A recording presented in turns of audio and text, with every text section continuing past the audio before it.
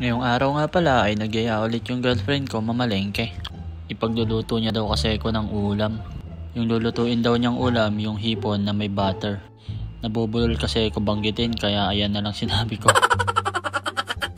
Pagdating nga namin ng palengke ay dumiretso na agad siya dun sa bilihan ng hipon. Tapos tinanong niya agad yung tindero kung magkano ba yung hipon. Dalawa kasing klase, may maliit tapos may malaki. Nung nakaraang pagpunta namin kasi ng palengke, gusto niya na talaga magluto nito. Kaso nga lang, low budget kami nun kaya sabi ko sa kanya next time na lang. Kakauwi nga lang pala niya galing trabaho.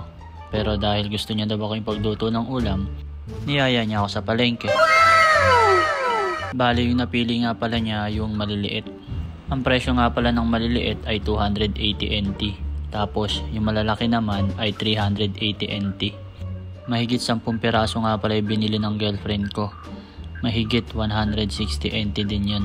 Pagkatapos namin bumili ng hipon ay bumili na rin kami ng butter. Tapos may nakita kaming nagtitinda ng itlog, bumili na nga rin kami. Dito kasi sa Taiwan yung itlog kinikilo siya. Tapos may presyo yun. May nakasabay nga akong bumibili niyan si Tatang. Kaya ayun, nagantay muna ako. Tapos may nakita nga ako dito sa baba. Sabi ko dito na lang kaya ako kumuha, kaso mukhang bawal. Kaya ayun, inantay ko na lang si Tatang matapos kumuha ng mga itlog. Tapos yan nga, tinatanong ko yung girlfriend ko kung ilang piraso ba yung bibilin ko. Kaso sabi niya, sige ikaw na bahala. Kaya ang kinuha ko dyan ay 12 pieces kasi meron pa naman kami natira nung nakaraang pumunta kami ng palengke. Kaso nung ako na yung magbabayad, marami din palang nakapila. Kaya ayun, nagantay din ulit ako bago ako makapagbayad ng itlog. Inabot din pala ng 70 pesos yung itlog na 12 pieces.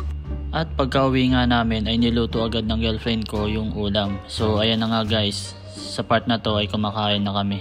Tapos kitang-kita niya naman guys, sarap na sarap ako dun sa luto niya. Tapos samahan mo pa ng patis tapos may sili, talagang gaganahan ka kumain. Tapos yung nagluto pa yung taong mahal mo.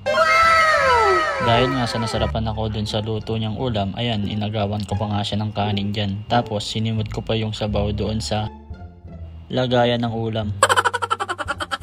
So yun lang guys, maraming salamat sa panonood.